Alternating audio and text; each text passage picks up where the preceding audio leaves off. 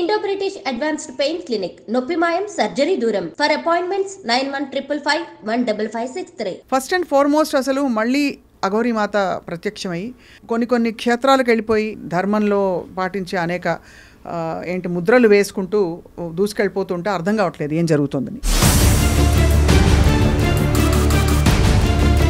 ఇంటర్వ్యూస్లో కూడా ఆమె చెప్పిన డేటా ఎంతవరకు ఎథికల్గా ఉంది, అక్కడ కూడా 1% కూడా మ్యాచ్ కాలేదు. నేను ఎంత క్లోజ్గా ఉన్నానో అఘోరాస్తోని అది నాకు తెలుసు.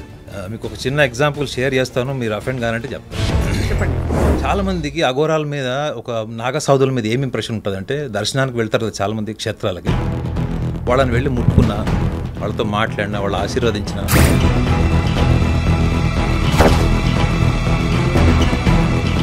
అలాంటి మహిమలు మాయలు ఉండవు అక్కడ. ఒక సాధకుడిని వీళ్ళంతా విపరీతంగా విసిగిస్తున్నారు, కాసేపు ఉన్న తర్వాత దూరం వెళ్ళిపోయాడు. మీరు అఫెండ్ అనుకుంటే మీరు తీసేయండి, అఫెన్సివ్ అనుకుంటే. బట్ ఆయన నేను చూసింది ఏంటంటే, ఆయన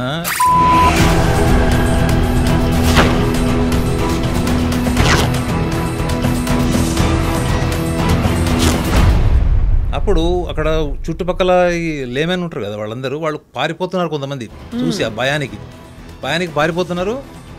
కొంతమంది ఏమో దండం పెట్టి అక్కడే సాష్టాంగ నమస్కారం పెట్టేసి వాళ్ళకి నోటికొచ్చిన మంత్రాలు చదివేస్తున్నారు. నన్ను ఒక ఆయన అడిగాడు, ఈయనకేమైనా పిచ్చి పట్టిందా, పర్వట్టాడని అడిగాడు. అసలు చెప్పాల్సిన అవసరం ఏంటి, చూపించాల్సిన అవసరం ఏంటి? వీళ్ళు విసిగిస్తే ఆయన పని చేశాడు. పర్సనాలిటీ లేదని కదా, వాళ్ళ పర్సనాలిటీ ఏమిటని మిమ్మల్ని అడుగుతున్నారు. అసలు కళ్ళు చూపి ఇట్లా కొట్టకుండా మాట్లాడిన వాళ్ళు కూడా నేను చూసాను. అలా ఉంటారు అఘోరా. కొంచెం సేపు అయ్యాక మీకు భయం కూడా స్టార్ట్ అవుతుంది, వీడేమని చేస్తాడేమో. గాలిలోకి పొగ వదులుతాం చూడండి, అట్లా ఎనర్జీని వాళ్ళు స్ప్రెడ్ చేసి ఈ ధర్మాన్ని మనం కాపాడుతున్నాం అక్కడ నుంచి అని, శిఖరం నుంచి అని వాళ్ళు ఒక నమ్మకంతో ఉంటారు మేడం. ఇప్పుడు మొన్న అఘోరి తిరుగుతున్నప్పుడు ఆవిడ అఘోరియే కాదు, అఘోరా కాదు అని చెప్పి మీరు అన్నారు. అదే కంటిన్యూ అవుతుందా మీ అనాలిసిస్?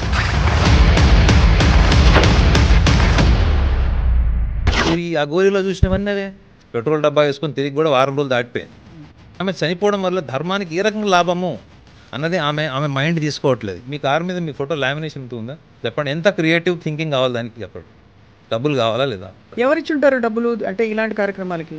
మీకు ఎవరు డబ్బులు ఇచ్చింటారో నేను చెప్తే కూడా ట్రాన్స్జెండర్స్ మళ్ళీ హర్ట్ అవుతారు. ఒక ట్రాన్స్జెండర్ డబ్బు సంపాదించాలనుకుంటే మీకు బాంబే కల్చర్ తెలుసా మీకు? 31 డిసెంబర్ రోజు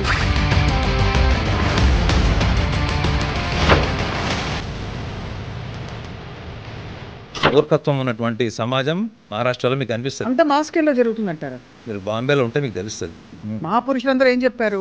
నో దై సెల్ఫ్, నువ్వేమిటో తెలుసుకో అన్నది. అది అనేక లెవెల్స్లో. ఒక ఆర్టిస్ట్ ఒక హీరోని ఇంట్రొడ్యూస్ చేసేటప్పుడు, మా కొడుకు ఎవడ మాట వినాడు, వాడు తోపు తూరం కానని చెప్పాడు.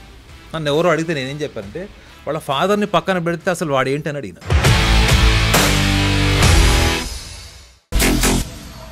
అందరికీ నమస్కారం and welcome to this candid conversation. Aghori మాత మళ్ళీ ప్రత్యక్షం అవుతూ నేను ఆత్మార్పణ చేసుకుంటాను అని కారణాలు అనేకం చూపిస్తూ, ఒకటి సనాతన ధర్మం అయితే మరొకటి ఆడపిల్లలకి రక్షణ కల్పించాలని చెప్పి కొత్త అజెండాలతో ముందుకెళ్తున్న టైంలో అనేక మంది అనేక రకాల కామెంట్ చేశారు. అయితే ఆస్ట్రో సైకాలజిస్ట్ అండ్ ముఖ్యంగా అఘోరాలతో దగ్గర ప్రయాణం చేసిన నాగనాథ్ గారు కొన్ని వారాల క్రితం, ఐ థింక్ 10 రోజుల క్రితం ఐ డ్రీమ్లో ఆయన ఇచ్చిన కామెంట్స్కి విపరీతమైన స్పందన వచ్చింది. మీరే చాలామంది మమ్మల్ని అప్రోచ్ అయ్యి అడిగారు ఆయనతో మరిన్ని విషయాలు చెప్పించాలని చెప్పి అఘోరాల గురించి, at the same time astro psychology గురించి. Today he's here back with us. Naganath గారితో మాట్లాడదాం, చాలా విషయాలు తెలుసుకోబోతున్నాం. Naganath garu, thank you so much, welcome back. Last time మీరు ఇచ్చిన ఇంటర్వ్యూ ఢామ్ అని పేలింది, ఒక దీపావళి టపాకాయలాగా. సో ఇవాళ చాలా కొత్త విషయాలు ఇంకా మరికొన్ని తెలుసుకోవాలి, ఇంకా డీప్గా తెలుసుకోవాలని ఆశిస్తున్నాం. ఫస్ట్ అండ్ ఫార్మోస్ట్ అసలు మళ్ళీ అఘోరి మాత ప్రత్యక్షమై ఒక మిక్స్డ్ ఇంప్రెషన్ వచ్చింది. చాలా వరకు ఇప్పుడు అందరూ క్వశ్చన్ చేస్తున్నారు ఎవరివిడ అని. కానీ ఆవిడ కొన్ని క్షేత్రాలకు వెళ్ళిపోయి ఈ సైన్స్ అన్ని, అంటే ధర్మంలో పాటించే అనేక ముద్రలు వేసుకుంటూ దూసుకెళ్ళిపోతుంటే అర్థం కావట్లేదు ఏం జరుగుతుందని. మీరేమంటారు సార్? నేను ఇప్పుడు ఎందుకంటే ఆ విగ్రహం ధ్వంసమైన తర్వాత, ముత్యాలమ్మ వారి విగ్రహం ధ్వంసమైన తర్వాత, I think second day or third day మనం ఐ టీంలో చేసాం ఫస్ట్ ప్రోగ్రామ్. సో ఆ రోజు కూడా సోషల్ మీడియా వాళ్ళు వెళ్ళి వాళ్ళ ఫ్యామిలీ మెంబర్స్ని ఇంటర్వ్యూ చేసిందే చాలా బేసిస్ అది. రెండోది, ఆమె మీలాంటి యాంకర్లకు ఇచ్చినటువంటి ఇంటర్వ్యూస్లో కూడా ఆమె చెప్పిన డేటా ఎంతవరకు ఎథికల్గా ఉంది, అంటే రిలవెంట్గా ఉంది ఆమె లైఫ్ స్టైల్కి, ఆమెకి ఎంతవరకు ఉందంటే ఎక్కడ కూడా 1% కూడా మ్యాచ్ కాలేదు. సో నేను కూడా ధార్మికపరమైనటువంటి విషయాల్ని ధార్మిక పరంగానే చూస్తాను, లౌకికపరమైన విషయాన్ని లౌకిక పరంగానే చూస్తాను నేను. రైట్. ఈ రెండింటిని మిక్స్ చేసి కన్ఫ్యూజ్ అయితే నేను ఫస్ట్ సైకాలజిస్ట్ కాలేను. సో ఆమె చెప్పింది ఎక్కడ కూడా రిలేటివిటీ లేదు అన్నప్పుడు, పోనీ నేను లైఫ్లో ఎప్పుడు ఒక అఘోరాన్ని చూడలేదు, కలవలేదు, మాట్లాడలేదు అనుకుంటే నేను కూడా కొంచెం అరే ఏంటి ఒక కన్ఫ్యూజన్లోనో లేకపోతే ఒక క్లారిటీ లేకుండా ఉండేవాడిని. నేను ఎంత క్లోజ్గా ఉన్నానో అఘోరాస్తోని అది నాకు తెలుసు. అది మీకు ఒక చిన్న ఎగ్జాంపుల్ షేర్ చేస్తాను, మీరు అఫెండ్ కానంటే చెప్తాది. చెప్పండి. ఒకసారి నేను గయాలో ఉన్నప్పుడు ఒక అఘోర, చాలామందికి అఘోరాల మీద ఒక నాగసాధుల మీద ఏమి ఇంప్రెషన్ ఉంటుందంటే, దర్శనానికి వెళ్తారు కదా చాలామంది క్షేత్రాలకి, వాళ్ళని వెళ్ళి ముట్టుకున్నా, వాళ్ళతో మాట్లాడినా, వాళ్ళు ఆశీర్వదించిన, వీళ్ళ ఇంట్లో ఆటిజం స్పెక్ట్రమ్తో ఉన్న పిల్లలు కూడా మాటలు వచ్చేస్తాయి అనేటువంటి ఊహల్లో ఉన్నవాళ్ళు నేను చాలామందిని అక్కడ భక్తుల రూపంలో చూశాను. కానీ అలాంటి మహిమలు మాయలు ఉండవు అక్కడ. ఉండవు. ఎందుకంటే ఈ ఆటిజం స్పెక్ట్రంలో ఉన్న పిల్లల తల్లులు కూడా నేను మాట్లాడా అక్కడ. మీరు ఇమాజిన్ చేసుకోండి, మీరు ఎందుకు వెళ్ళారు, మీరు ఆయన ఎందుకు కలుస్తున్నారు, ఆయన మీద మీ అభిప్రాయం ఏంటి అని నేను అడుగుతా కదా. Right right right. అడిగినప్పుడు వీళ్ళ అభిప్రాయం తెలుస్తుంది, వాళ్ళ రెసిప్రొకేషన్ ఏంటి, అసలు వాళ్ళు రెస్పాండ్ అవుతున్నారో లేదో కూడా చూస్తాం అక్కడ. ఒక అఘోర ఒక సాధకుడిని వీళ్ళంతా విపరీతంగా విసిగిస్తున్నారు. కాసేపు ఉన్న తర్వాత దూరం వెళ్ళిపోయాడు. మీరు అఫెండ్ అనుకుంటే మీరు తీసేయండి, అఫెన్సివ్ అనుకుంటే. బట్ ఆయన నేను చూసింది ఏంటంటే, ఆయన పెన్నీస్ని ఎరెక్ట్ చేసి, మనం కుండ ఉంటుంది చూడండి, ఇంట్లో మనం మంచినీళ్ళకి వాడుకునే కుండ, అది ఆ కుండని పెన్నిస్ మీద కొడుతుంటే కుండ పగిలిపోతుంది.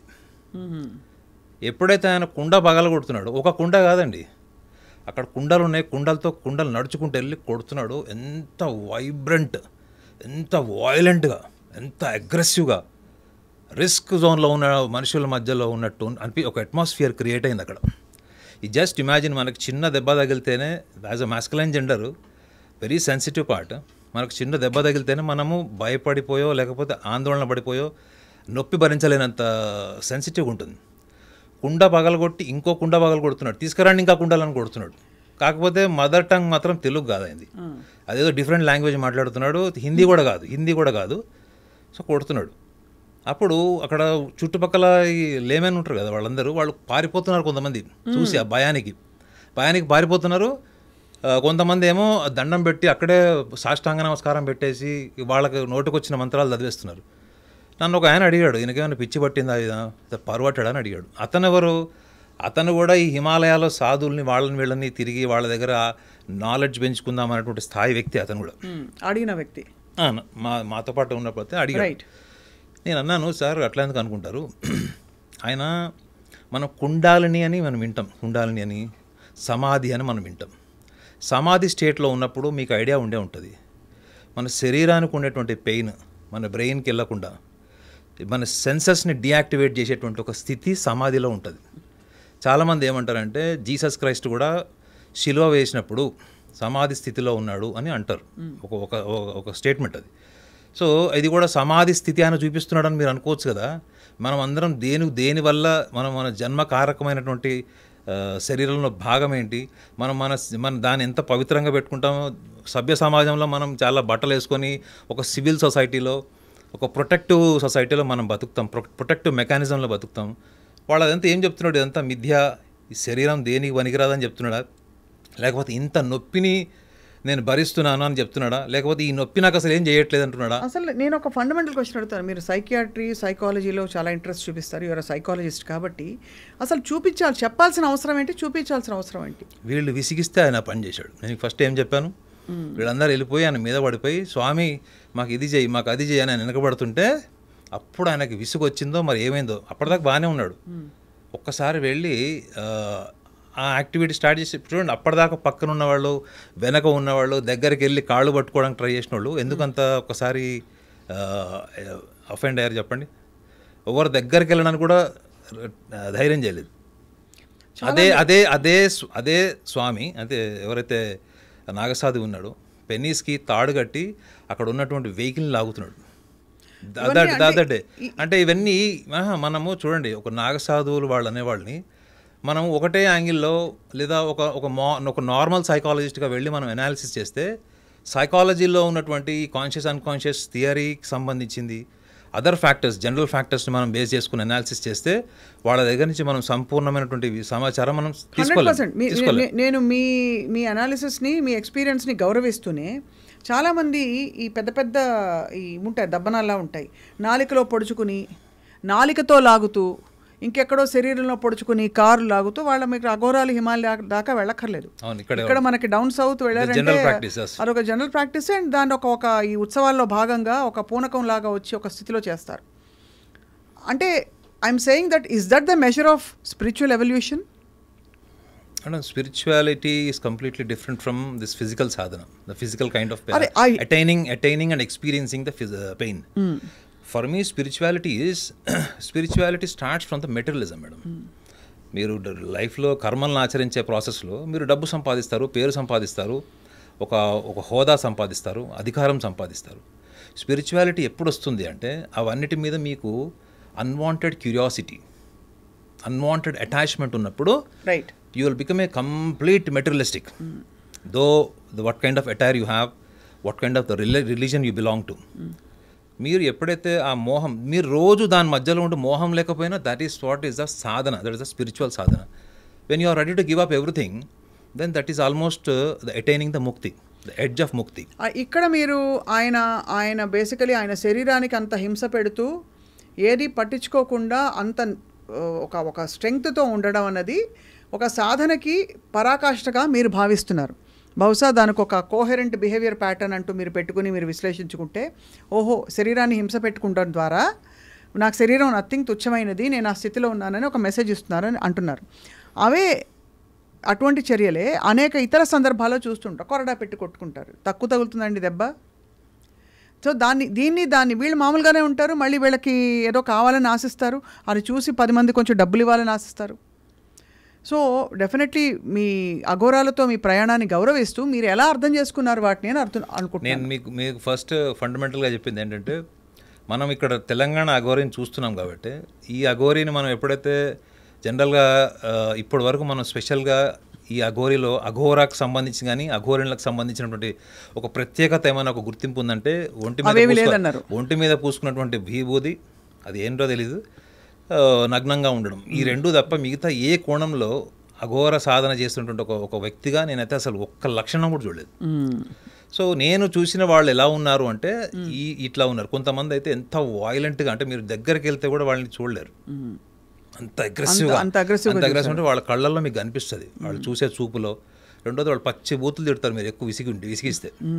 మనం ఏమనుకుంటామంటే వీళ్ళు ఒక తపస్సు, ఒక ధ్యానంలో ఉంటారు. మేబీ వాళ్ళు ఆ టైంలో ఏ గాంజా మూడ్లో ఉన్నారో, ఎటువంటి డిటాచ్మెంట్ స్టేట్లో ఉన్నారో తెలియదు. మనం వెళ్ళినప్పుడు ఇరిటేట్ చేస్తే మేబీ ఈ పబ్లిక్ని అవాయిడ్ చేయడం కోసం ఆయన యాక్టివిటీ చేసి ఉంటాడని నేను అనుకున్నాను. లేదు, మీరు తప్పకుండా మీరు బహుశా మీకు అది స్ఫురించి కరెక్ట్ అయి ఉండొచ్చు కూడా, తెలియదు మనకి.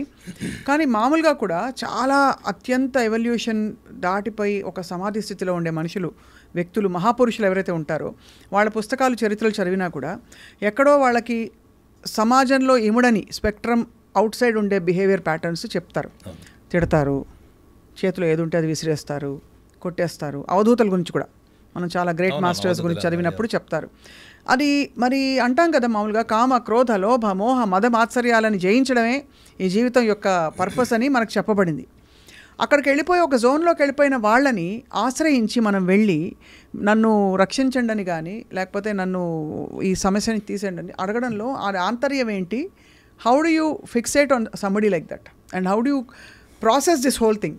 మీరు ఒక సైకాలజిస్ట్గా చెప్పండి. నేను ఒక ప్యూర్ సైకాలజిస్ట్గా చెప్పాలంటే, నాగసాధులు, అవధూతలు, అఘోరాస్ని వీళ్ళు మన దగ్గర నుంచి ఒక ఆర్డినరీ పర్సన్ వెళ్ళి వాళ్ళ నుంచి ఏం ఎక్స్పెక్ట్ చేస్తున్నారో చూడడమే కాకుండా, మీరు నార్మల్గా ఇది మతంతో సంబంధం లేకుండా అక్కడ ఒక పలానా దర్శనానికి వెళ్ళాలి, ఆ దర్శనానికి వెళ్ళకపోతే మన టైం అయిపోతుందనో, లేకపోతే ఇంకోటి ఏదో ఒక క్యూరియాసిటీ, ఎక్స్ట్రా క్యూరియాసిటీ వల్ల మనం తొందరగా వెళ్ళిపోవాలి అక్కడ లేదా ఒక విగ్రహం అక్కడి నుంచి మాకు మాయమైపోతున్నాను, మనం ఇంకో పావుగంట తర్వాత వెళ్ళకపోతే అది ఎవాపరేట్ అయిపోతుందో అనేటువంటి ఒక ఎంతూజియాజం ఉంటుంది చూడండి.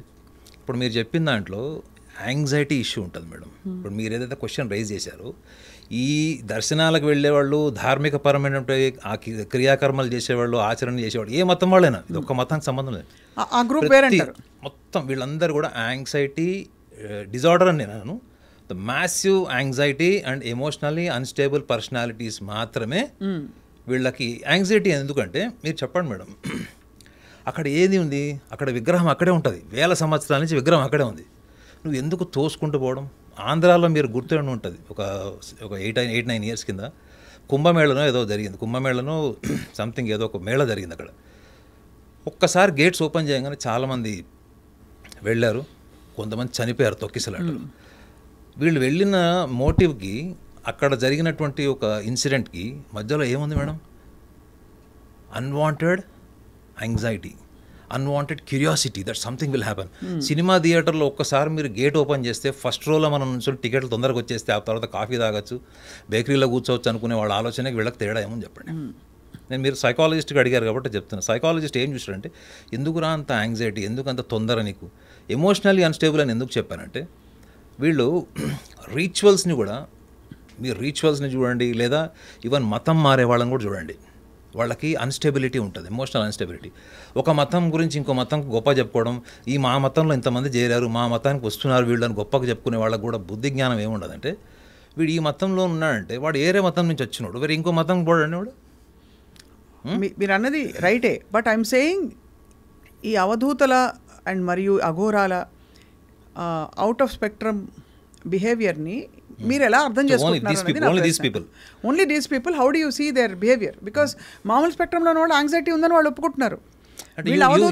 You think that these agoras are different from, and I'm not saying, and I'm categorizing everyone.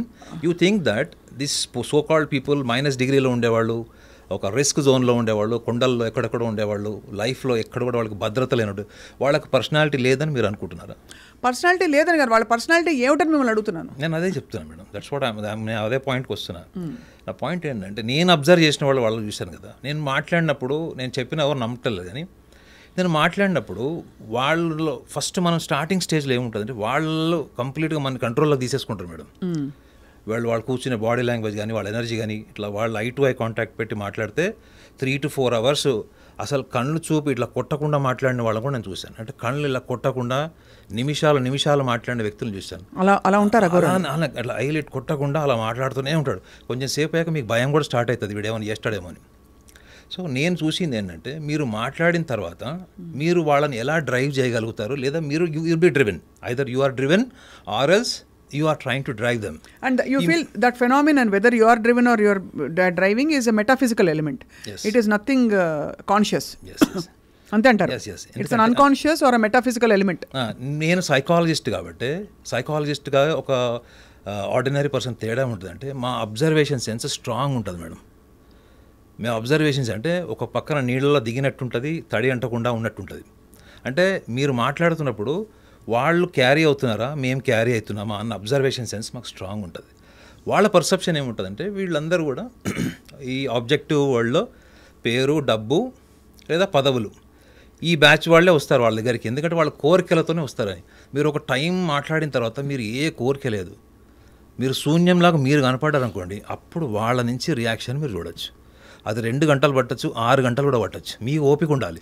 So నేను చూసింది ఏంటంటే, వాళ్ళ అన్కాన్షియస్ మైండ్లో కూడా they have some emotions, they have some feelings, but వాళ్ళ అల్టిమేట్ గోల్ ఏమనుకుంటారంటే, మనము ఒక ఎనర్జీని ఈ సృష్టిలోకి అంటే మనం స్ప్రెడ్ చేస్తే, వాళ్ళు అనుకుంటారు మేడం ఈ ధర్మాన్ని కాపాడాలనో, లేకపోతే వాళ్ళకి ముక్తి రావాలనో, లేకపోతే ఈ దేశంలో జరుగుతున్నాయి, సపోజ్ ఈ దేశం ఏమైనా చాలా కరువు కాటకాల్లో ఉంది, దేశానికి ఏదైనా ప్రమాదం ఉంది, ధర్మపరమైన ప్రమాదం ఉంది, వాళ్ళు ఏమనుకుంటారంటే, వాళ్ళ ఎనర్జీని మనం గాలిలోకి పొగ వదులుతాం చూడండి, అట్లా ఎనర్జీని వాళ్ళు స్ప్రెడ్ చేసి ఈ ధర్మాన్ని మనం కాపాడుతున్నాం అక్కడ నుంచి అని, శిఖరం నుంచి అని వాళ్ళు ఒక నమ్మకంతో ఉంటారు మేడం.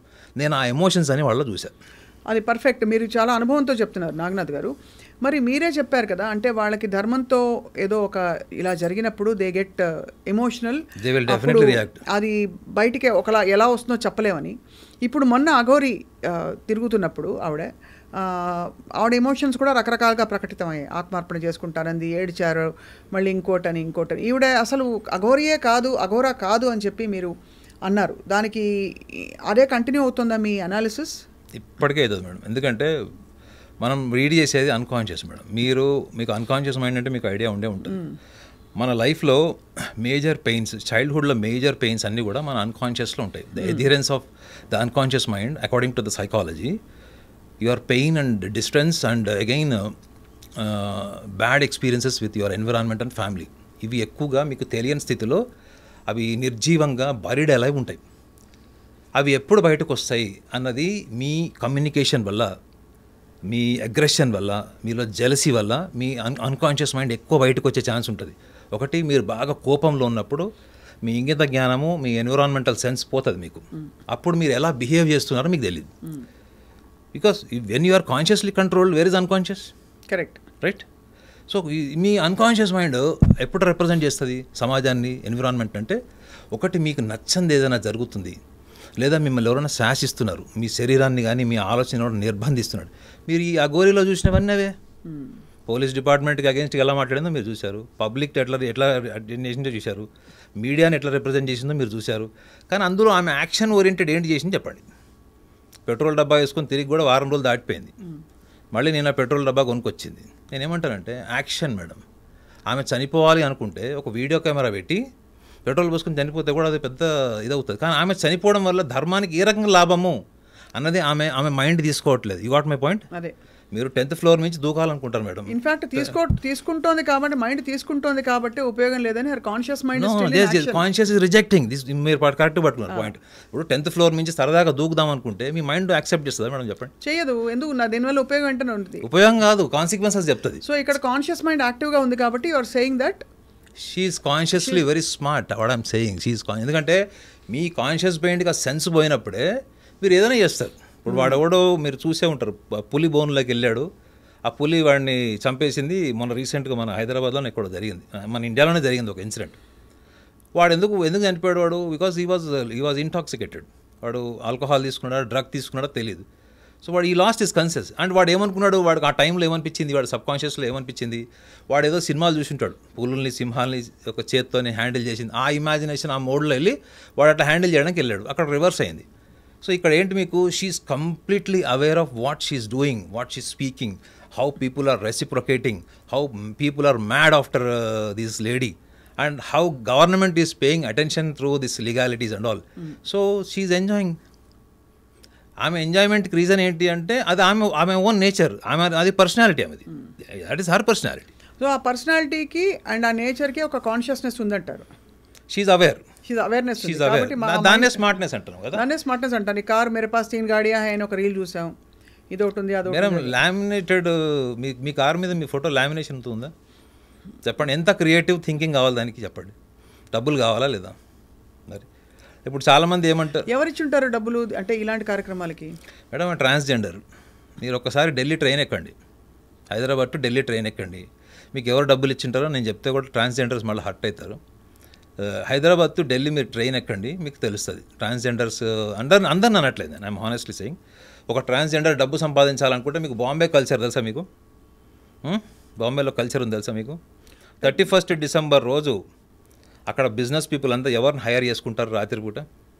ఆ ఒక్కరోజు రాత్రి వాళ్ళు అక్కడ ఏ వ్యక్తితో ఏ జెండర్తో అక్కడ నైట్ కలిపితే వాడికి సంవత్సరం అంతా అదృష్టం కలిసి వస్తుంది అనేటువంటి నమ్మకము, మూర్ఖత్వం ఉన్నటువంటి సమాజం మహారాష్ట్రలో మీకు అనిపిస్తుంది. అంత మాస్కేల్లో జరుగుతుందంటారా మేడం?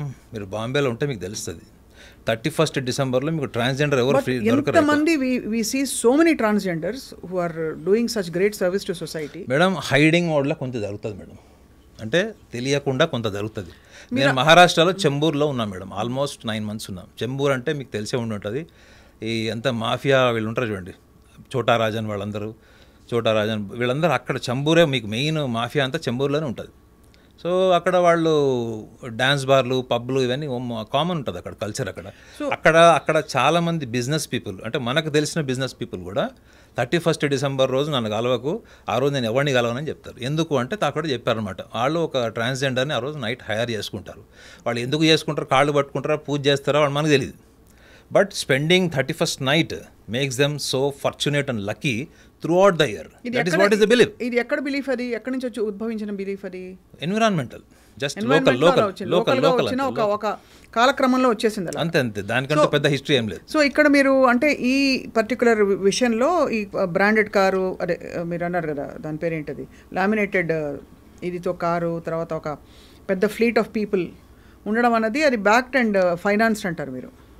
ఇప్పుడు మేడం చూడండి, ఇప్పుడు మన స్మార్ట్ వాచ్ ఉంది.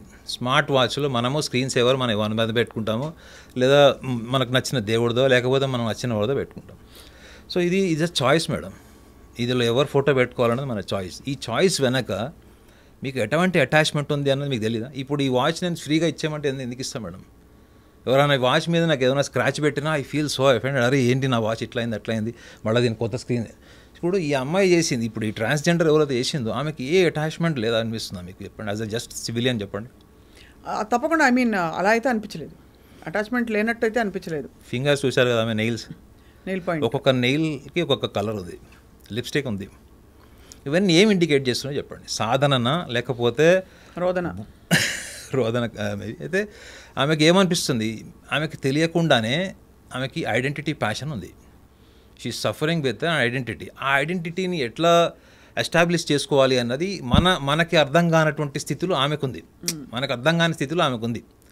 తెలంగాణ ఉద్యమాలు జరిగేటప్పుడు కూడా నేను కూడా కిరోసిన్ పోసుకొని చనిపోతే నాకు కూడా కేసీఆర్ అన్న వస్తాడు, హరీష్ రావు అన్న వస్తాడు, ఏడుస్తాడు నా కోసం, టీవీలో వస్తుంది, నా ఫ్యామిలీ ఎంత వస్తుంది అనుకునే వాళ్ళు ఎంతమంది లేకుండా అప్పుడు చెప్పండి. ఒక ఐడెంటిటీ ప్యాషన్తో అవుతున్న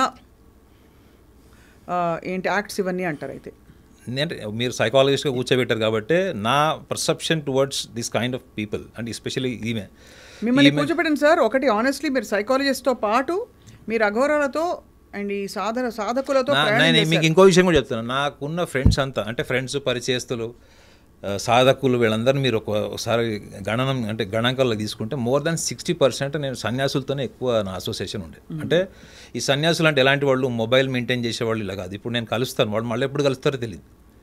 అదేవిధంగా 11 సార్లు మానస సరోవరం పోయినంత కూడా నాతో పాటు ఒక డ్యూరేషన్ 11 times మానస సరోవరం వెళ్ళాడు. మీరు వెళ్ళారు? అతను వెళ్ళిన అతను చెన్నైలో కలిశాడు.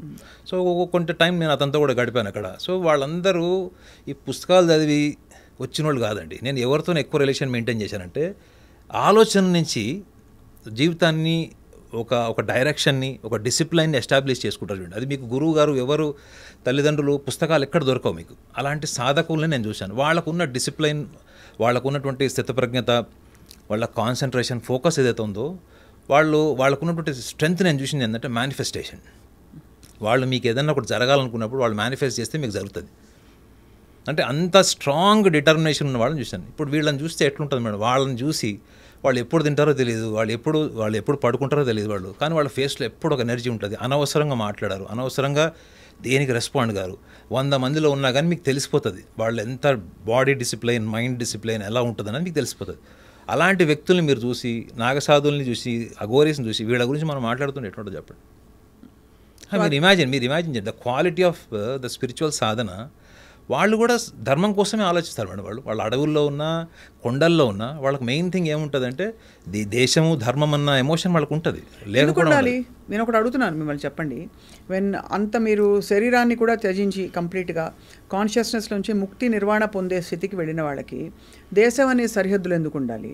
మానవాళి అని ఎందుకు ఉండకూడదు? సృష్టి అని ఎందుకు? మీరు చూడండి ధర్మంలో కూడా, హిందూ ధర్మంలో కూడా మనకు వచ్చిన అంటే 3 ఆదిశంకరాచార్యుల వారు కావచ్చు, ఇక్కడ మధ్వాచార్యుల వారు కావచ్చు, అండ్ అలాగే మనకి అంటే 3 స్కూల్స్ ఆఫ్ థాట్లో కూడా ద్వైతము, అద్వైతము, విశిష్టాద్వైతము, 3 కూడా వాళ్ళు మానవాళికి ఆలోచించారు తప్ప కేవలం భారతదేశానికి ఆలోచించలేదు కదా. మానవాళి, సృష్టి, సర్వప్రాణి సేవ అని చెప్పారు తప్ప. మీరు అనుకుంటున్నారు వాళ్ళు దేశాలు ఉన్నాయని మీరు నమ్ముతారు అనుకుంటారు. వాళ్ళు అదే చెప్తున్నారు, వాళ్ళ దేశాలు గీసాలు లేవని. వాళ్ళంతా దేశాలు ఏర్పడ్డాయి అంటారు వాళ్ళు. మీరు గుర్తుపెట్టుకోండి, నాగసాధువులు అనేది ఏంటంటే అసలు ఈ సృష్టి మొత్తం కూడా ఒక ఎనర్జీ మీద ఉంది. ఇప్పుడు దేశాలు, ఖండాలు ఏవైతే అనుకుంటున్నారో ఇవన్నీ ఏర్పడినాయి అంటే మనిషి యొక్క రాజకీయ స్వార్థం, దృక్పథం నుంచి ఏర్పడ్డవే అని మాట్లాడతారు వాళ్ళు. అంతే తప్ప ఈ భూమి అంతా కూడా ఒకటే ధర్మం ఉండిందని నమ్ముతారు వాళ్ళు. అవును, వాళ్ళంతా ఒకటే ధర్మం నమ్ముతారు వాళ్ళు. నేను మాట్లాడినప్పుడు వాళ్ళు వ్యక్తపరిచినటువంటి విషయాలు ఇవాళ మనం తెల్లతోలు వాళ్ళని చూస్తున్నాము, వీళ్ళని చూస్తున్నాము అన్నది అది జస్ట్ టైం బీయింగ్ అంతే. ఈ దేశం, ఈ భూమి యొక్క గొప్పతనం వాళ్ళు చెప్పింది ఏంటంటే ఋషితత్వం, గొప్ప సంస్కృతి మన భారతదేశం. అందుకే మనకి ఇన్ని ఫామ్స్ వచ్చాయి. అద్వైతము, నేనే అహం బ్రహ్మస్మి అనే అక్కడి నుంచి మొదలుకొని మీరు నేను వేరు భగవంతుడు వేరు అనే ద్వైతం కూడా వచ్చింది. అన్ని ఆపర్చునిటీస్ అంత ఇచ్చే ఫ్రీడమ్ ఇచ్చే సనాతనం మనది. మనకెందుకు దేశ సరిహద్దులు ఉండాలి? ఎవరు వాళ్ళకి దేశ సరిహద్దు భారతదేశం కాదు మేడం. అది వాళ్ళు ఏమనుకుంటారంటే ప్రపంచం అంతా కూడా ఒక రోజు సనాతన ధర్మంలో ట్రాన్స్ఫార్మ్ అవుతుందని అంటారు వాళ్ళు. ఇవన్నీ చెప్పామనుకోండి వేరే మతస్థులకు వాళ్ళకు బాధ కలగచ్చు, కానీ నేను వాళ్ళతో షేర్ చేసుకున్నది మాత్రమే చెప్తున్నాను. వాళ్ళు ఎంత కూడా టైం బీయింగ్ అనమాట. అంటే ఎట్లా వచ్చిందో అట్లా పోతుంది. వీళ్ళు ధర్మాన్ని వాళ్ళు ఏమంటున్నారు తెలుసా మీకు, చాలామంది సనాతన ధర్మం పరిరక్షణ కొన్ని రోజులైతే ధర్మం ఉండదు అంటున్నారు. వాళ్ళు ఏమంటున్నారంటే ఒకవేళ సనాతన ధర్మానికి ఇంకా కొంచెం ఏమన్నా చెదలు పట్టిందంటే అప్పటికే సృష్టి మొత్తం మోర్ దాన్ 60% నాశనం అయిపోతుందని చెప్తున్నారు వాళ్ళు. ప్రకృతి అల్టిమేట్గా సనాతన ధర్మాన్ని కాపాడేది ప్రకృతి అని చెప్పాడు మేడం ఒక ఆయన. అంటే అర్థం ఏంటి, ఫ్లడ్స్ వచ్చో భూకంపాలు వచ్చో వాటర్ లెవెల్స్ ఇంక్రీజ్ అయ్యో ఇవి ఇట్లా టెక్నికల్గా చెప్పలేదు. మీరు అర్థం చేసుకోవాలి ఏంటంటే ప్రకృతి అంటే ఏంటి మేడం, భూమి అంటే మేజర్ పార్ట్, భూమి గాలి. అంటే మనం రోజు ఫేస్ చేసేటువంటి ప్రాబ్లమ్స్ ఏమైనా ఉన్నాయి ఇప్పుడు ప్రపంచంలో ఉన్న సమస్యలు అంటే భూమి, నీరు, గాలి, ఈ 3 ధర్మాన్ని కాపాడుతుంది. ఎందుకు కాపాడుతుంది అంటే మన ఋషులు ఈ విశ్వానికి ఇచ్చినటువంటి మొత్తం దాని ఏమంటారు మనం ఆక్సిజన్ అంటాం చూడండి, ఈ విశ్వానికి ఇచ్చినటువంటి ఆయువు మన ధర్మం చెడిపోవడం ఏంటి అని ఆర్గ్యూ చేశారు వాళ్ళు. సో కాబట్టి ఈ భారతదేశము ధర్మము బౌండరీస్ గురించి వాళ్ళు మాట్లాడట్లేదు. They said the whole universe, the whole మన గ్లోబల్గా చూసుకుంటా కూడా అంతే మానవాళి. రెండోది ఇదే ధర్మం కాపాడుతుంది. దీనికి గనక ఎక్కడన్నా చిల్లు పడిందంటే అప్పటికే సృష్టి మొత్తం డెమాలిష్ అయిపోయి ఉండొచ్చు అని వాళ్ళ అభిప్రాయం వాళ్ళు చెప్పారు. మీరు చాలా ఒక ఇంట్రెస్టింగ్ టాపిక్ మొన్న మాట్లాడుతున్నప్పుడు మీతో ఒకటి బయటపడింది ఏంటంటే సైకియాట్రీ పరిధిలో ఈ అంటే ఆడ్ బిహేవియర్స్ కావచ్చు, కొంచెం డెల్యూజనల్ బిహేవియర్స్ కావచ్చు, దానికి సిజోఫ్రీనియా అని, ఆ ఫ్యామిలీ నుంచి బైపోలార్ అని, ఇంకోటి పేర్లు పెట్టాం. కానీ చాలా బిహేవియర్స్ మనకి అర్థం కాని స్పెక్ట్రంలో బయట ఉన్న వాళ్ళందరినీ మనం ఆ పిచ్చోడా అంటాం మామూలుగా. మీరు ఎలా చూస్తారు ఈ రెండింటినీ కలగలిపితే? సైకియాట్రీ పరిధిలో అందరినీ చాలా ఎక్స్పీరియన్సెస్ అవుతాయి చాలామందికి. ఉదాహరణకి కల్లో చాలా సందేశాలు రావడం మొదలుకొని, అండ్ అందులో మీరు ఒక మిస్టిక్ సైన్స్ని డీల్ చేస్తారు, which is astrology. Astrology is a mystic science. అంటే there is mystery in it, mysticism in it, and also it's a science.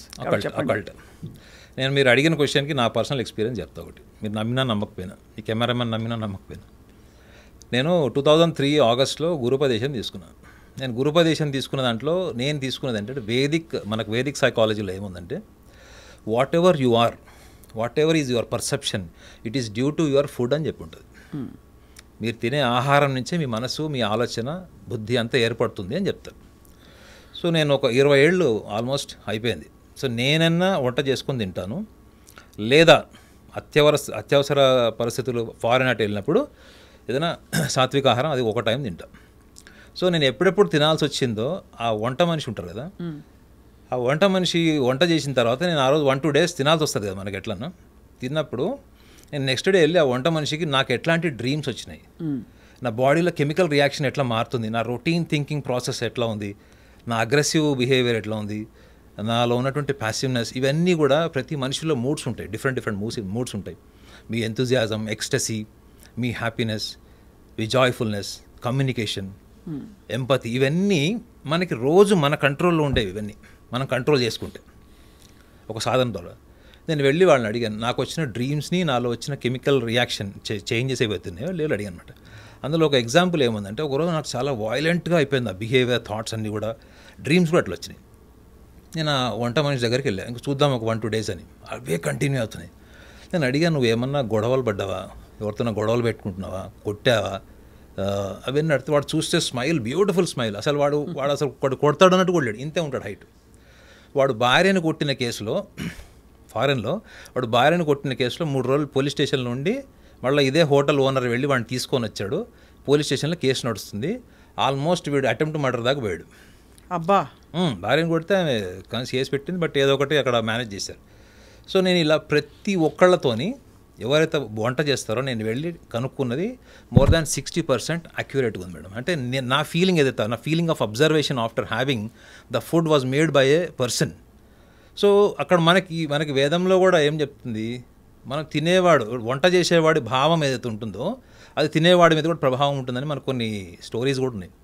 So నేను అది ఎక్స్పీరియన్స్ అయ్యాను. నేను ఇది ఎక్స్పీరియన్స్ అయ్యానని చెప్పి మా సైకాలజిస్ట్లకు చెప్తేనే వాళ్ళు పైనుంచి కింద దాకా చూసి వీడికి ఏదో కొంచెం వీడికి ఏదో అజంప్షన్ స్టార్ట్ అయినది అనుకుంటాం. But this is a very logical experience. నేనే వచ్చి మీకు చెప్తున్నా, మేడం మీరు ఇట్లా మీకేమైనా ఇప్పుడు మీరేమైనా ఇట్లాంటి ట్రామా కానీ ఇట్లాంటి వెంటల్ ఎగోని ఏమైనా అండర్గోన్ అవుతున్నారా అని నేను క్రాస్ చెక్ చేస్తున్నా. నేను క్రాస్ చెక్ చేసిన చాలా మటుకు సందర్భాల్లో 60% టాలీ అయింది. వాళ్ళ ఇంట్లో ఎలా ఉన్నారు, వాళ్ళు డిప్రెస్డ్ ఉన్నారా, ఇలా ఉన్నారా అన్నది.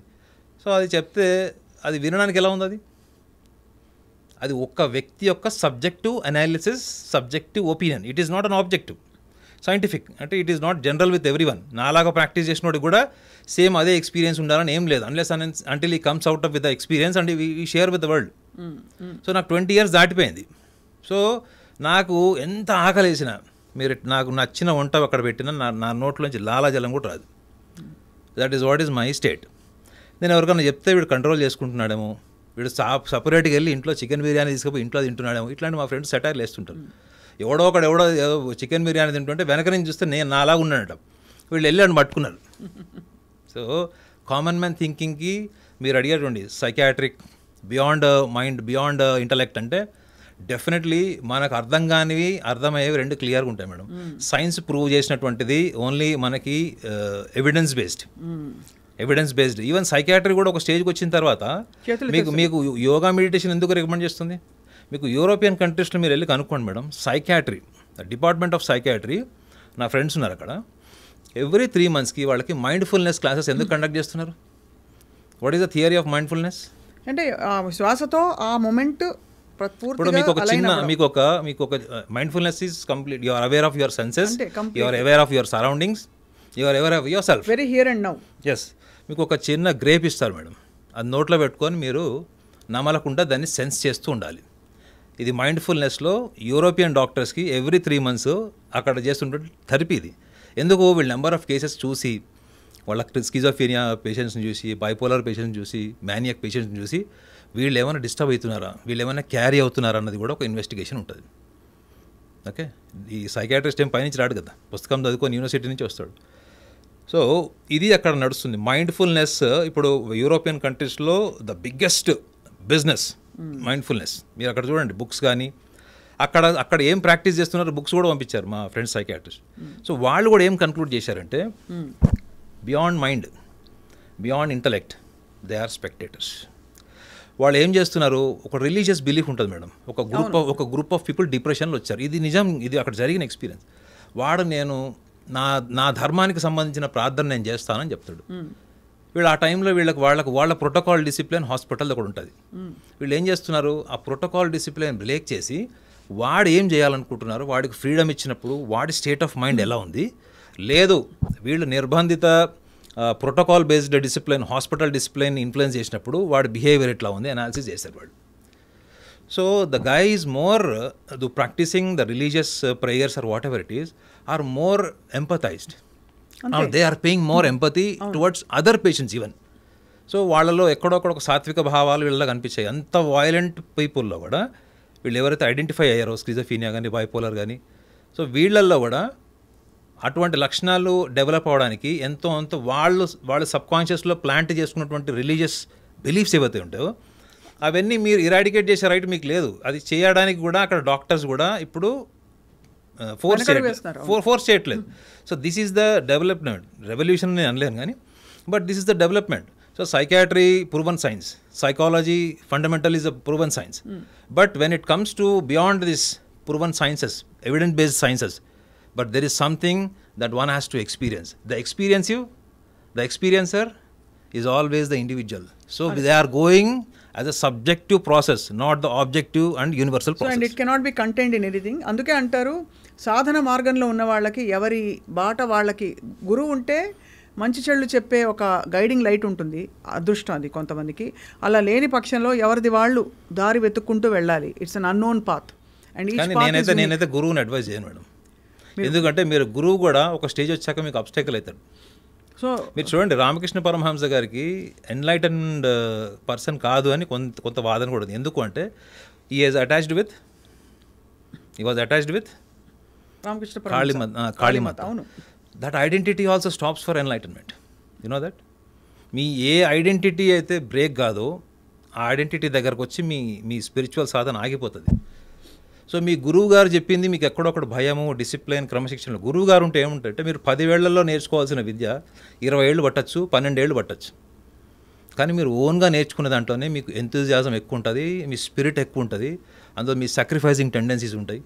And at the same time you will become the complete individual. There is no duality. మీరు ఇందాక అద్వైతం అన్నారు చూడండి, ద్వైతం అద్వైతం. ఒక స్టేజ్కి వచ్చిన తర్వాత వాళ్ళకి ఒకటి తెలిసిపోతుంది, there is nothing other than my own self created identities. Identifications అన్ని మీకు తెలుసు ఇంటలెక్ట్ నుంచి వస్తాయి. ఈ ఇంటలెక్ట్ అన్నది ఎక్కడి నుంచి వస్తుంది? మళ్ళీ mind memory process, recycling process నుంచి వస్తుంది. మళ్ళీ అక్కడే తిరిగే వాళ్ళకి ఎన్లైటన్మెంట్ సోర్స్కి ఇది ఒక ఐడెంటిటీ పెద్ద అబ్స్టాకిల్ కావట్లే. డెఫినెట్గా అవుతుంది, ఏ ఐడెంటిటీ అయినా సరే.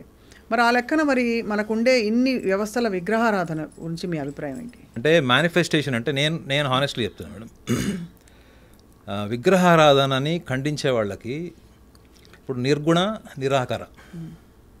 నిరాకార ఈ కాన్సెప్ట్ వల్లనే విగ్రహారాధనని వీళ్ళు ఖండిస్తున్నారు. ఎవరైతే వీళ్ళు విగ్రహారాధనని వ్యతిరేకించేవాళ్ళు, నిర్గుణ నిరాకార ఈజ్ ద బెస్ట్ సాధన, ఇది the best ultimate spiritual process అని చెప్తున్నారు.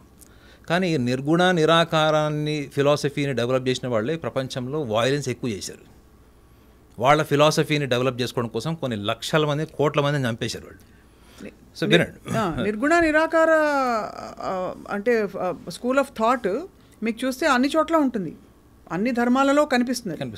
ఇక్కడ సనాతన ధర్మంలో కూడా అదే fundamentally you are practising with some idol worship. గురువు గారిని కూడా దైవంగా భావించేవాళ్ళు ఉన్నారు కదా. అవును, ఉంటారు. గురువుని దైవంగా భావించేవాడు ఉన్నాడు ఒక స్థాయి, వాడిది. విగ్రహాన్ని సర్వస్వం అనుకునేవాడు ఒక స్థాయి. ఈ విగ్రహారాధనకి అతీతమైనటువంటి అంటే వాడు జ్ఞానం స్టేజ్కి వెళ్ళిపోతాడు. వాడు అంటే ఎవరు మనకి అని చెప్పేది, వాళ్ళకి ఏ ఫామ్ ఉండదు వాళ్ళకి. సో అది మనం ఆ ఫ్రీడమ్ మనం ఇవ్వాలి కదా మేడం వాళ్ళకి. వాడి స్థితి ఏంటి, వాడి కాన్స్టిట్యూషన్ ఏంటి, వాడి సబ్జెక్టివ్ ప్రాక్టీస్ ఏంటి అన్నది పక్కన పెట్టి అందరికీ యూనివర్సల్గా ఒకటి పెడితే ప్రకృతికి విరుద్ధంగా మనం లేపుతున్నట్టు కదా. సో విగ్రహారాధనని నేను ఎందుకు సపోర్ట్ చేస్తాను అంటే, ఒక మనిషికి నిజంగా ఒక డిసిప్లిన్ కావాలి అంటే మనం చిన్నప్పుడు నేను చెప్తాం, మా అమ్మ కూడా చెప్పేది, అది చిన్నగా ఉన్నప్పుడు, ఎవరైనా నీకు మ్యాథ్స్ సరిగ్గా రాదు కదా, నువ్వు గుడికి వెళ్ళు, ఈ పూజ చేయి, నీకు మంచి మార్కులు వస్తాయి. నేను అనుకున్నాను, నేను పక్కన దగ్గర కాపీ కొడితే కానీ మనం పాస్ కాము, గుడికి వెళ్తే ఎట్లా పాస్ అవుతామో ఆ లాజిక్లో నేను ఉండేవాడిని. సో విగ్రహారాధనకి నేను చిన్నగా ఉన్నప్పటి నుంచి కూడా వ్యతిరేకం కాదు. నేను గుళ్ళకి వెళ్ళేటప్పుడు నేను ఏమనుకుంటాను అంటే, అరే మనం చదవకపోతే ఏమొస్తుంది, మనకి చదివితేనే వస్తుంది కదా అనుకునేవాడిని. అంటే నా రియలైజేషన్ ఏంటి, నా రిఫ్లెక్షన్ నా మీద ఉంది, అంటే నేను ఏం చేశాను. But at the same time నేను గుడికి వెళ్ళినప్పుడల్లా నేను ఏదో ఒక కొత్త అనుభూతి పొందేవాడిని. కరెక్ట్. క్షేత్రాలకు వెళ్ళినప్పుడు ఈ అనుభూతి అన్నది అంతే మేడం. మీరు అనుభూతి అన్నది ఎన్విరాన్మెంట్ నుంచి వచ్చిందా లేదా మీకు? ఖచ్చితంగా. మీరేం కోరుకోవట్లేదు, మీరు గుడికి వెళ్ళి ఏం కోరుకోలేదు మేడం. ఎగ్జామ్ పాస్ అవ్వాలి, పెళ్ళి అవ్వాలి, పిల్లలు పుట్టాలని నేను కోరుకోలేదు. మీరు అన్నది రైటేనండి. నేను అడిగిన క్వశ్చన్ ఎందుకు అడిగాను, కాళీమాతని ఉపాసన చేసిన రామకృష్ణ పరమహంసల వారికి అసలు ఆ ఆకారమే, ఒక ఆకారం పెట్టుకోవడం, ఒక గుణాలతో కూడిన ఒక అమ్మవారి అవతారమే ఒక ఆయన మోక్షస్థితికి ఒక ఆటంకం అని మీరు అన్నారు, కొంతమంది భావిస్తారని. నేను అన్నాను, మరి లక్షల కోట్ల మంది ఎవరైతే ఆకారాన్ని పూజిస్తూ ఉన్నారో వారి సంగతి ఏంటి మరి అన్నాను. వాళ్ళ మోటివ్ ఏంటి? మోటివ్ ఏదైనా, ఇప్పుడు ఏకం సత్ విప్రా బహుధా వదంతి తెలుసు కదా, అదే సత్యం ఒకటే. నా మోటివ్ ఏదైనా అవ్వనండి, ఏదైనా నేను ఏ లెన్స్లో ఎట్లా చూసినా కూడా సత్యం ఏంటో తెలుసుకోవడం. నేను ఆ ప్రాబ్లం ఏంటి తెలుసా మేడం, నేను ఇంటరాక్ట్ అయ్యాను, నేను జనాల లోపలికి వెళ్ళినండి. నా దగ్గర నుంచి మీరు రొటీన్ ఆన్సర్ అయితే మీకు దొరకదు. ఎందుకంటే ఇప్పుడు మీరు చెప్తున్నారు కదా, చాలా మంది విగ్రహారాధన చేస్తారు, కొంతమంది ప్రేయర్ చేస్తారు. వీళ్ళందరినీ నిజంగా వాళ్ళ సెన్సెస్ మీద ఇప్పుడు చూడండి madam, intellectually you are growing is different. ఒక డిసిప్లిన్, ఒక బుక్, గురువు గారు, ఒక సిస్టమ్ మీరు ఫాలో అవ్వడం వేరు. But ultimately what is the ultimate thing that you have to control is your senses. ఈ విగ్రహారాధన ద్వారా వాళ్ళ సెన్సెస్ మీద వాళ్ళ కంట్రోల్ ఉందా లేదా అన్నది క్వశ్చన్ అక్కడ అంటారు. ఎస్, అది మీ సెన్సెస్ మీద మీరు అంత ధార్మికంగా ఉంటారు. రూపము, మీరు పొద్దున 4 గంటలకు లేచి 30-40 ఏళ్ళు, నేను 30-40 ఇయర్స్ నుంచి రోజుకు 5 సార్లు నమాజ్ చేసేవాళ్ళని చూశాను, 30-40 ఏళ్ళ నుంచి అందరినీ కలిశాను. కానీ చిన్న చిన్న విషయాల్లో కూడా వాళ్ళ రియాక్షన్స్ మీద వాళ్ళ మీద కంట్రోల్ లేదు, ఉండదు. వాళ్ళు ఎందుకు యాజ్ అ సైకాలజిస్ట్గా చెప్పాలంటే వాళ్ళు ఒక భయము, ఒక సెక్యూరిటీ నుంచి వాళ్ళు ఎస్టాబ్లిష్ అయింది వాళ్ళ బిలీఫ్. ఇది అన్ని మతాలకు సంబంధించింది, ఒక మతాన్ని నేను జడ్జ్ చేయట్లేదు. అదే మీరు అన్నారు కదా ఇందాక, సత్యాన్వేషణలో ఏది అడ్డొచ్చినా మనకి ఆటంకమే, ఏ రూపం అడ్డొచ్చినా అనే మీ డిఫైనింగ్ స్టేట్మెంట్కి నేను ఇచ్చిన కౌంటర్ క్వశ్చన్ అది అంతే. But what about lakhs of people, crores of people who practise form identity worship అని అడిగాను. దానికి మీరు చెప్పేది ఏంటంటే మీరు ఇలా చేసినా అలా చేసినా అల్టిమేట్గా జయించాల్సింది లోపల మన 2 మార్గాలు ఉన్నవే కదా. అహం బ్రహ్మస్మి అని చెప్పింది మనమే. అంటే అద్వైతం వన్ వితౌట్ సెకండ్, ఒకే ఒక రూపం లేని నిర్గుణాకారుడు భగవంతుడు అని చెప్పింది మనమే. ఇంకోవైపు విగ్రహాలను ఆరాధించవచ్చు అని చెప్పింది మనమే. రెండిటికి ఒక పొంతన కుదిర్చి భక్తి మార్గం చెప్పింది కూడా ఇక్కడే. ఇప్పుడు మీరు గొప్ప take the lifes of so many saints. Mirabai మీరు నార్మల్ స్పెక్ట్రంలో చూస్తే ఆవిడకుండే ఎక్స్టసీ, కృష్ణ భగవాన్ని చూడాలనే తపన, ఆవిడకి వచ్చిన అనేక భజన్స్ కావచ్చు, ఇంట్లో కుటుంబం, భర్త ఒక రాజు, ఆయన మహారాజు, మరి ఆ పరిస్థితులకి ఆవిడ అసలు అమితమైన భక్తిలో కొట్టుకుపోవడానికి మధ్య మీరు ఎలాగా ఆవిడ మీరాబాయి ఎప్పుడయ్యారు? ఆ గొప్ప ఆణిముత్యాలు లాంటి భజన్స్ వచ్చిన తర్వాత ఆవిడ మోక్షస్థితికి వెళ్ళిందని, మోక్షం అంటే తెలియని వాళ్ళు అన్వయించుకుని తెలిసింది మనకి, అంతేనా? So actually the truth is that once truth is known to somebody, we assume we know that he knows the truth, but we don't know what actually he knows. Yes, adding ఒక point చెప్తా మీకు. ఇప్పుడు చాలామంది మేము counselling చేస్తుంటాం, నేను observe చేసింది చెప్తున్నాను. కొంతమంది చాలా ఎక్స్ట్రీమ్ కేసెస్లో, నేను ఒక కార్పొరేట్ హాస్పిటల్లో 8 years పనిచేశాను just psychologist.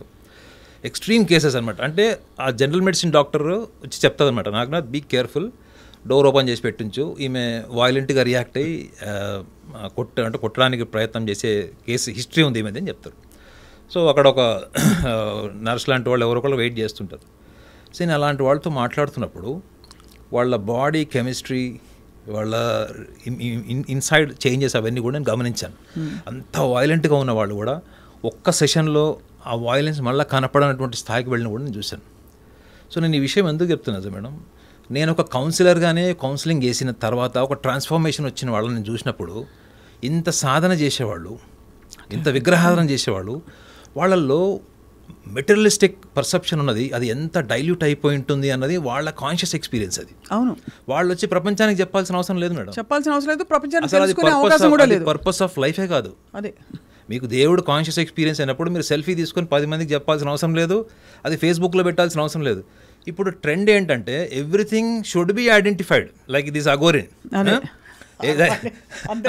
Everything should be identified. ఇప్పుడు ఆధ్యాత్మికతలో మీకు రెండో మనిషి ఎవడున్నాడు చెప్పండి అక్కడ, అంతే. మీరు సచ్చిదానంద స్థితిలోకి వెళ్ళిపోయినప్పుడు మీకు ఇంకా రెండో మనిషి ఎక్కడున్నాడు? మీకు ఇక్కడ ఏమైపోయిందంటే, ఏ ప్రాక్టీస్ చేసినా మేడం, వాడు ఏ ప్రాక్టీస్ అయినా చేయను, వాడు ఏ మతం వాడైనా ఏ ప్రాక్టీస్ చేసినా, వాడు ఆ స్టేట్ని కనుక ఎంజాయ్ చేస్తున్నాడు, ఆ స్టేట్లో ఉన్నాడు అంటే వాడికి తెలియకుండానే వాడికి మోక్షం వచ్చి ఉంటుంది, వాడికి తెలిసి ఉండదు. అది is liberated, but he is not realised because he has not studied this nonsensical books. ఇది ప్రోటోకాల్, ఇది ఎన్లైటన్మెంట్. ఇప్పుడు కూడా చూడండి, మీకు కొన్ని 100 వీడియోలు ఉంటాయి. ఒక ఎన్లైటన్మెంట్ వచ్చిన వాడికి ఈ లక్షణాలు ఉంటాయి, చెక్ చేసుకోండి. వీడు అవతార పురుషుడు, తోలేం కాదు, తొక్క తోలేం కాదు, అట్లా ఏం ఉండదు మేడం, మీకు వచ్చి ఉంటుంది. ఇప్పుడు నేనే చెప్తాను మేడం, ఇదంతా అయితే ఇన్నర్ ఎక్స్పీరియన్సే అంటారు. ఇప్పుడు నేను ఇప్పుడు చెప్తా, నేను మా అమ్మకి చెప్పిన విషయం చెప్తున్నాను. మా అమ్మ ఏదైనా ఇంకా పెళ్ళి ఎప్పుడు చేసుకుంటావు అది ఏదైనా తల్లిగా బాధ ఉంటుంది. నేను మా అమ్మకి చెప్పాను, నేను లాస్ట్ ఉపదేశం తీసుకున్నప్పటి నుంచి ఇప్పటి వరకు ఈరోజు లాస్ట్ డే అని పండుకుంటా, ఇవాళ నా లాస్ట్ డే అని పండుకుంటా, పొద్దున్న లేస్తే మళ్ళీ సూర్యోదయం చూస్తాం. Even today I will say I'm contented, I'm completely satiated. అర్థమైందా? నేను ఇప్పుడు బతికే లైఫ్ బోనస్ లైఫ్. అంటే ఏంటి, నేను any time I'm ready to leave this body. అంటే నాకు అంత సంతృప్తి ఉంది. నీ లైఫ్ ఏం సంతృప్తా మిగతాదా అన్నది డిటర్మైన్ చేస్తుంది మేడం. మీరు అడిగిన ప్రశ్నలో ఆంతర్యం నేను చెప్తున్నాను. నాలాంటి వాళ్ళు లక్షల మంది, కోట్ల మంది ఉంటారు, వాళ్ళు బతకాలి. They have to wear designer wear, shoes, watch and everything. But what is their state of mind when they are sleeping in the bedroom? That is what determines the quality of their, ఏం చెప్పాలి, the fabric and the quality of their inner being. where you are exactly. You are with the world. You have to survive in the world. You have to be in the world. You have to talk to this world, communicate with this world. But when you are alone, what is that you are communicating? Where you are communicating? Where you are going? నేను మా అమ్మకి చెప్పిన విషయం ఇది. Super, అర్థమైందా? నేను ఎప్పుడు పోయినా నా హ్యాపీగా, మీకు తెలుసలేదు, నా బ్యాంకులో కూడా డబ్బులు వేసాను. నా క్రిమేషన్ ఎవరు చేసినా ఈ డబ్బులు వాళ్ళకి ఇచ్చేసేయండి. డెబిట్ కార్డు ఇచ్చాను, పాస్వర్డ్ అన్నీ మీరు కనుక్కోండి, మొత్తం ఇది ఇచ్చి కూడా సుమారు 12 ఏళ్ళు అయింది. అంటే నేను నా క్రిమేషన్ డబ్బులు కూడా ఇచ్చేసాను. Any time I'm ready to die. ఈ లైఫ్ ఏంటి ఇప్పుడు bonus. I'm talking to you, it's a privilege and it's a bonus.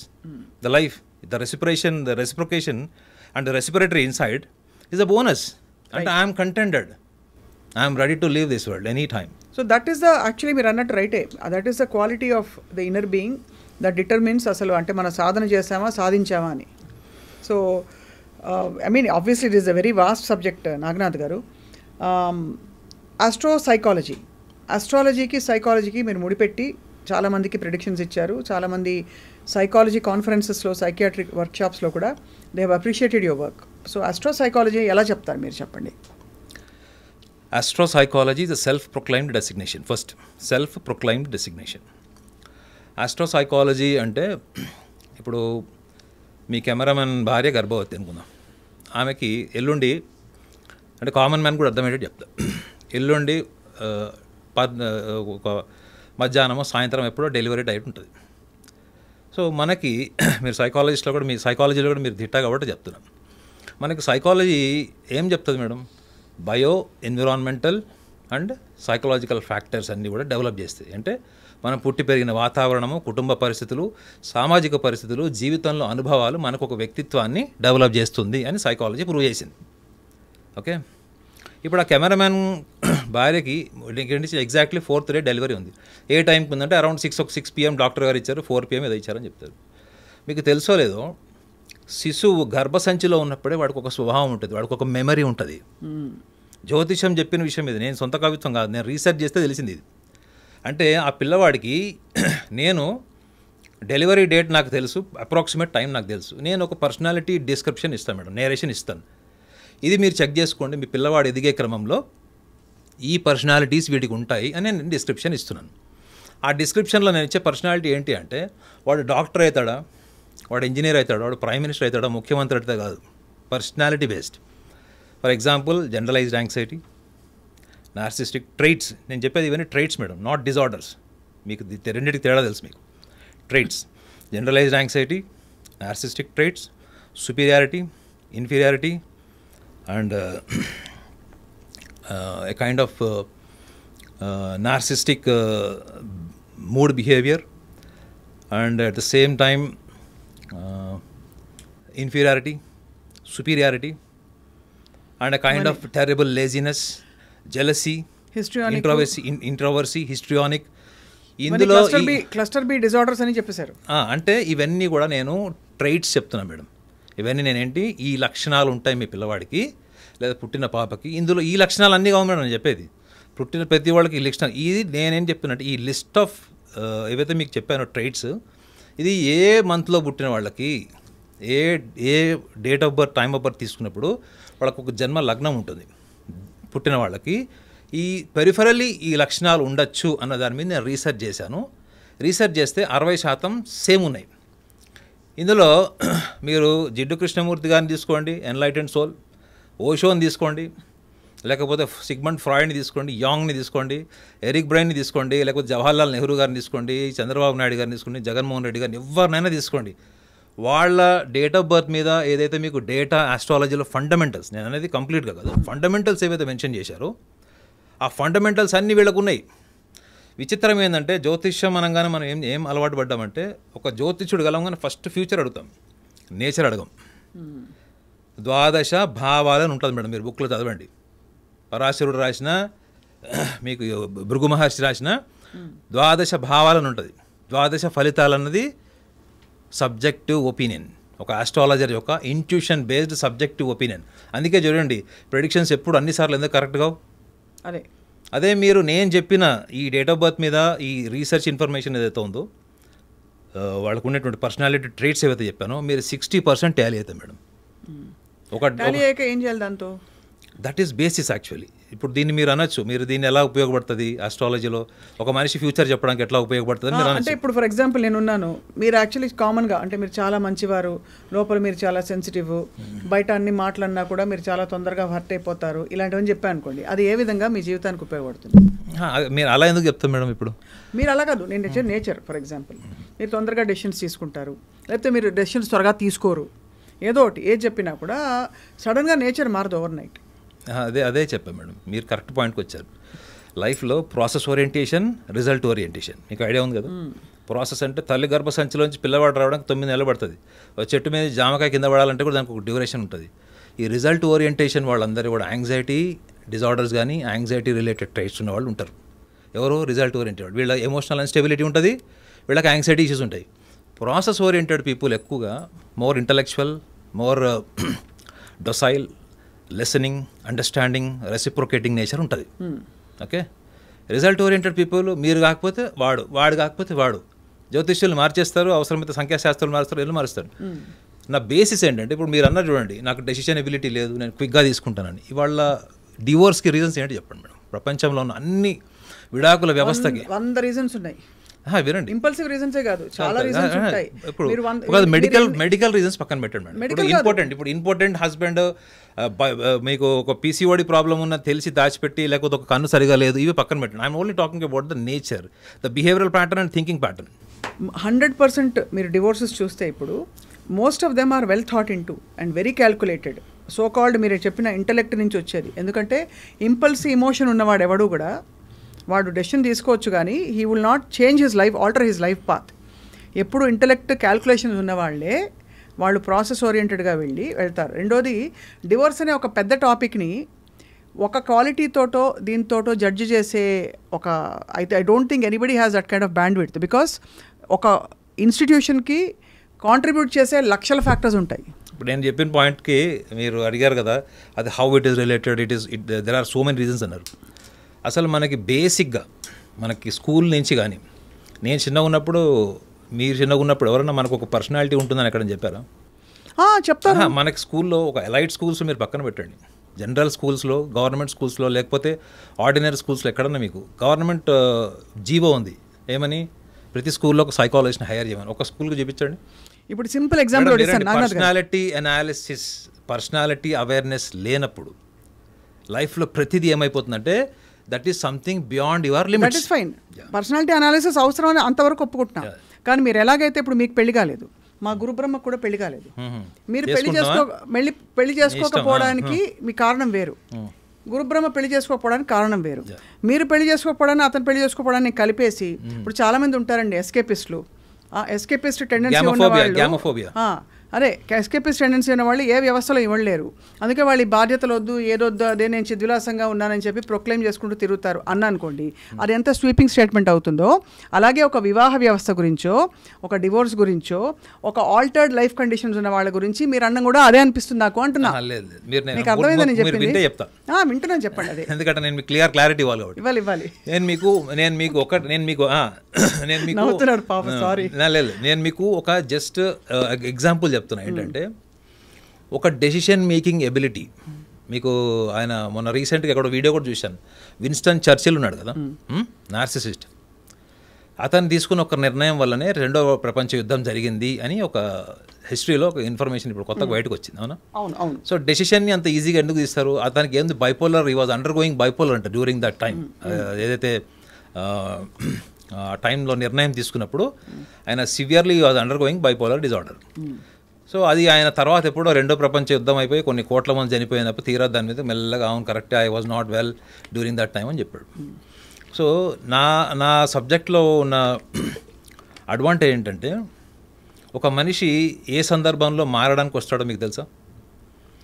ప్రాణభయం ఉన్నప్పుడు మారుతాడు, ఆరోగ్య సమస్యలు ఏమైనా తీవ్రస్థాయికి వెళ్తాయంటే మారుతాడు, మూడోది డబ్బు వస్తుందంటే మారుతాడు. భారతదేశంలో 18 గంటలు పడుకునేవాడు అమెరికా, యూరోప్ వెళ్ళినప్పుడు వాడు 18 గంటలు పనిచేస్తాడు. ఎందుకంటే డబ్బులు వస్తాయి, వాడు డాలర్స్, మీకు డాలర్స్లో వస్తాయి, మీకు పౌండ్స్లో వస్తాయి కాబట్టి పనిచేస్తాడు. సో మనిషి తన అవసరానికి, తన లాభానికి, భయానికి ఒక మార్పును కోరుకుంటాడు. అదే మీరు చూడండి, మనం పర్సనాలిటీ అనాలిసిస్ చేసినప్పుడు వాడికి ఫస్ట్ ఒక అలవాటు పడుతుంది. ఏంటంటే వాడు వచ్చినంతసేపు, సార్ నాకు పెళ్ళి ఎప్పుడు వద్ది, లేదా పిల్లలు పుట్టట్లేదు, జాబ్ ఎప్పుడు వస్తుంది, ప్రమోషన్ అప్పుడు, ఇవి ఇందులో మీకు ఏం కనిపిస్తుంది? వాడు క్యూరియాసిటీ అండ్ యాంగ్జైటీ రెండు కనిపిస్తాయి.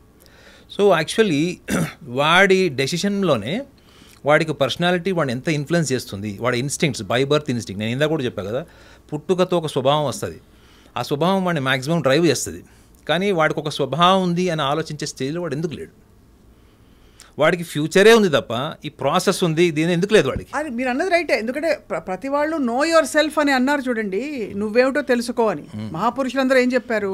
నో దై సెల్ఫ్, నువ్వేమిటో తెలుసుకో అన్నది. అది అనేక లెవెల్స్లో మన స్వభావం, మన ట్రిగ్గర్ పాయింట్స్ ఏంటి, మనం దేనికి తొందరపడతాము అనేది ఒక బేసిక్ అండర్స్టాండింగ్ రిఫ్లెక్షన్ వల్ల వస్తుంది. అంతకంటే డీప్గా నేను నా ఐడెంటిటీని కాను, నేను ఇంకేదో సత్యస్వరూపాన్ని అని ఫిలాసఫీ అండ్ స్పిరిచువల్ దీనిలో చెప్తారు. సో నో దై సెల్ఫ్ అనేది అంతే కదా నాగనాథ్ గారు, మీరు అన్నది రైటే. నా సబ్జెక్ట్లో ఉన్నది ఏంటంటే మనిషికి వాళ్ళ బేసిక్ లెవెల్ అవేర్నెస్లో మనం చిన్నవి చూస్తే కూడా వాళ్ళ యాంగ్జైటీ లెవెల్స్ ఎలా ఉన్నాయి, వాళ్ళకి డెసిషన్ మేకింగ్ ఎబిలిటీ ఎలా ఉంది, క్లారిటీ ఆఫ్ థాట్ ఎంతవరకు ఉంది, వీటన్నిటికి ఉన్నటువంటి అబ్స్టాకిల్స్ ఏంటి అంటే నేను చెప్పా కదా, నాకు ఒక డేట్ ఆఫ్ బర్త్ ఇచ్చిన, ఒక హరస్కోప్ ఇచ్చిన, ఈ పర్సనాలిటీ ట్రైట్స్ అనాలిసిస్ చేసినప్పుడు నేను అచీవ్ చేసింది ఏంటి మీకు చెప్తున్నా. నేను అచీవ్ చేసింది ఏంటంటే వాళ్ళకి ఫస్ట్ ఆఫ్ ఆల్ మిస్కన్సెప్షనల్ బిలీఫ్, ఏదేదో ఊహించుకొని ఎజంప్షన్స్లోకి వెళ్ళిపోయి ఇది కాదు అది అనుకునేటువంటి వాళ్ళు ఫస్ట్ వాళ్ళ బేసిక్ స్ట్రెంగ్స్ ఉంటాయి మేడం. ప్రతి మనిషికి ఒక 2 స్ట్రెంగ్స్, మీరు 2 వీక్నెసెస్ చెప్పండి, వాడు స్ట్రెంగ్స్ని గుర్తుపెట్టుకుంటాడు తప్ప వీక్నెసెస్ని గుర్తుపెట్టుకోడు మెజారిటీ, నా ఎక్స్పీరియన్స్ చెప్తున్నా. సో వాళ్ళు ఈ వీక్నెసెస్ని ఎందుకు గుర్తుపెట్టుకోవాల్సి వస్తుందంటే వాడు టఫ్ టైంలో ఉన్నాడు కాబట్టి, వాడు టఫ్ టైంలో ఉన్నప్పుడు కాబట్టి నువ్వు ఇలా మాట్లాడద్దు, లేదా కమ్యూనికేట్ చేయొద్దు, లేకపోతే ఇట్లాంటి ఇంపల్సివ్గా ఉండకూడదు, నువ్వు ఎంపతి క్యారీ చేయాలి. మొన్న రీసెంట్గా కూడా ఎవరో ఒక హీరో వాళ్ళ కొడుకు ఒక ఆర్టిస్ట్ ఒక హీరోని ఇంట్రొడ్యూస్ చేసేటప్పుడు మా కొడుకు ఎవడ మాట వినాడు, వాడు తోపో తూరం కానని చెప్పాడు. నన్ను ఎవరో అడిగితే నేనేం చెప్పానంటే వాళ్ళ ఫాదర్ని పక్కన పెడితే అసలు వాడు ఏంటని అడిగిన.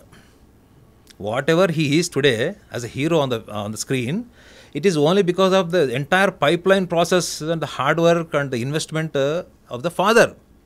కరెక్ట్. కానీ కొడుకుకి యాటిట్యూడ్ ఎక్కడి నుంచి వచ్చింది?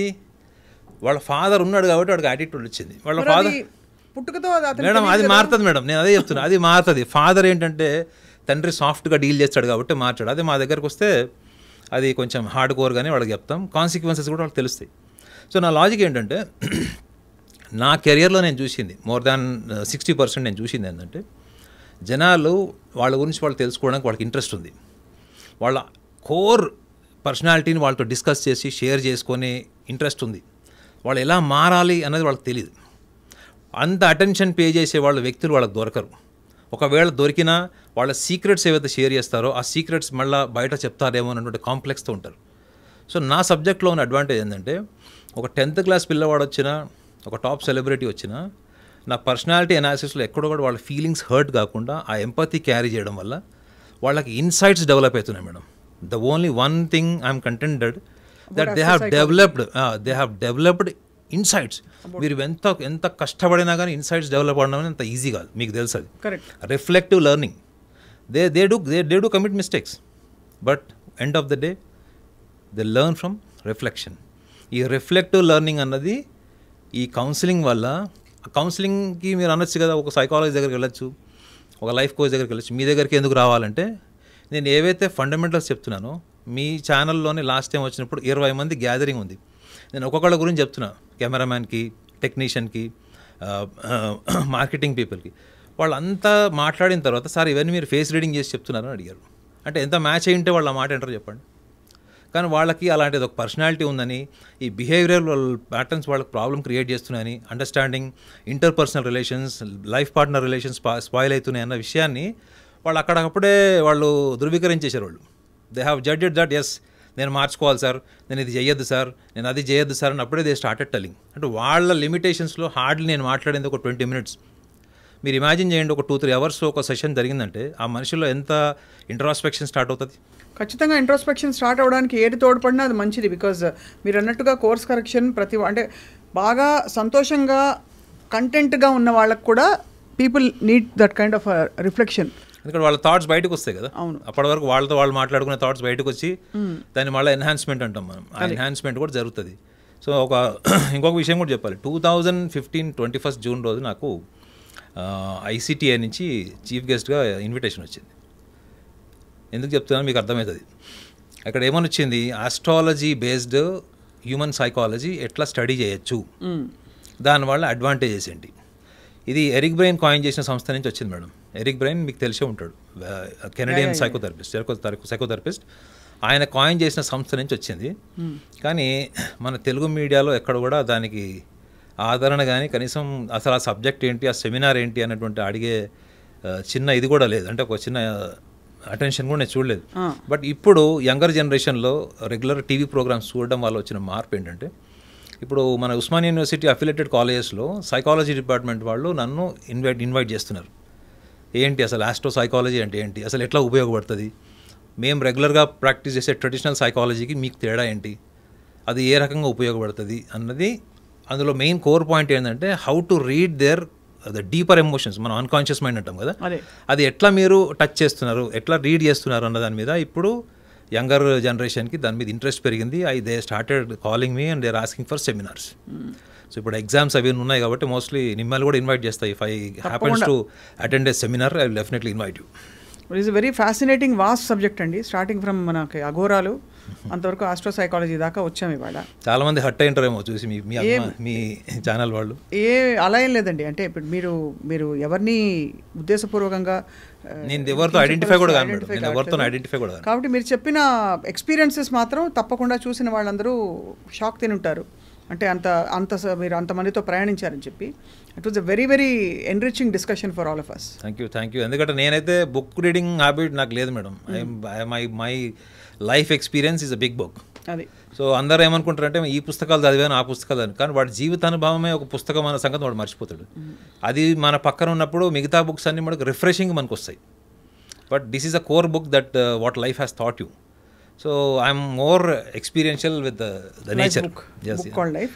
తప్పకుండా ఇప్పుడు మీరు చెప్పిన కొన్ని విషయాలతో I think people will also start reflecting on themselves.